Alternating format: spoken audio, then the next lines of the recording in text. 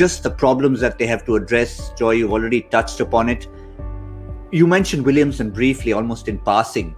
It seems ready-made that you have a replacement captain ready. They're not the worst replacement in the world, you'd say?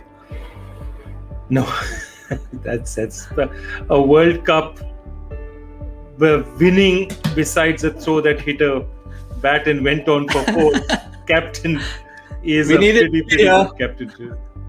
It's a pretty good captain to have, one of the calmest individuals in the game, somebody who doesn't allow pressure to come anywhere close to him. The year he was given captaincy and given the reins, scored some 735 odd runs, did a superb job. I mean, it's a no-brainer for me. It's an absolute total no-brainer for me, especially because Warner's struggling the way he is. But again, these things are made out of a lot of things. And, Williamson's the kind of guy who's never going to step out and say, I'm going to take that. It's all about the team deciding as this thing that is there too much pressure on Warner at this point in time. Warner thinking about it, Warner deciding what he wants to do with it.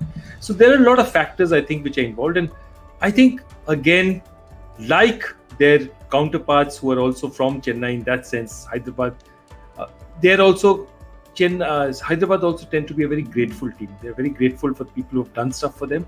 And I think they regard somebody like David Warner as one of their stalwarts, somebody who's won them a championship, who's done very good things for them. So again, like Dhoni in Chennai, they're the kind of people who say, David, it's your decision. It's yours to think about what do you want to do, how do you want to do it. We'll back you in whatever you do. Because that's the way these guys play. We South Indians are just like that by nature, We're just South Indians. But the funny thing is, the two people. Harsha, you've classified yourself as a Hyderabadi now? No, I'm South Indian. I'm a Marathi-speaking South Indian. Culturally, in the way I think, I'm South Indian. Anyway, but that's before we now start getting people to find things within that statement. I can see Twitter going berserk right now, Harsha. The funny thing is that this team has 3 Australians at the helm. You got Moody, Bayliss, and Warner at the helm. So there's one clear chance.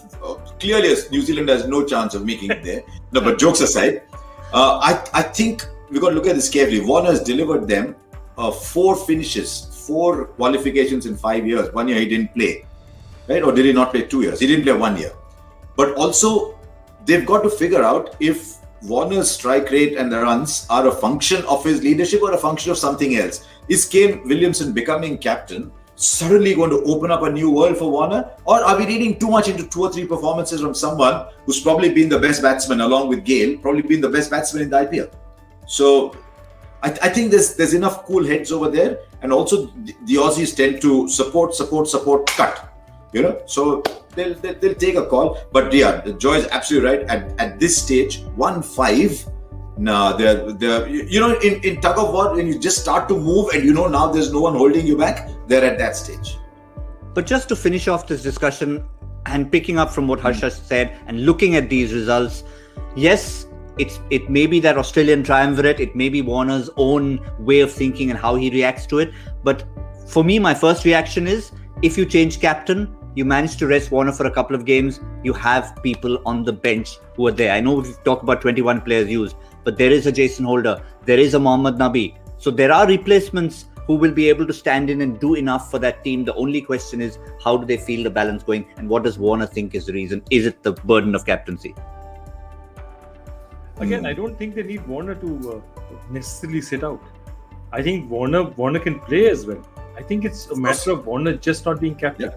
And just saying that, okay, look, relax, don't be captain, go play your natural game. It's okay. Williamson's coming in at 4. And again, I'd make that adjustment immediately. I'd say, you know what, Manish, well played, but you're still taking too many balls to get going. Williamson's going to come in at 3. I'm sorry. We can't afford to have you play so many balls. You're going to come in at 4. Williamson's going to come in at 3, because really one of you guys needed to accelerate. Or you can do it the other way around, which is that play those 2 and say that if Bairstow gets out, then Williamson comes in. Okay. If Bairstow stays, then they can afford to bring in a Manish Pandey.